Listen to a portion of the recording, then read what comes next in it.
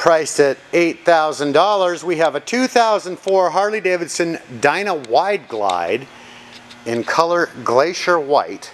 Low miles, really nice condition. I'm going to show you the kilometers in a moment. Upgraded grips. It's got 15,020 kilometers on it right now, which translates to under 9,400 miles.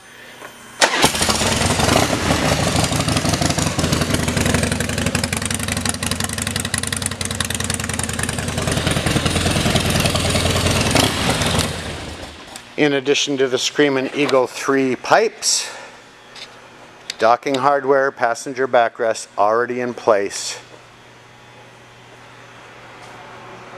Upgraded pegs for the passenger and the rider, and rear brake pedal as well. Beautiful bike, low miles, priced right, and available for test rides 7 days a week at North County Indian Motorcycle in San Marcos.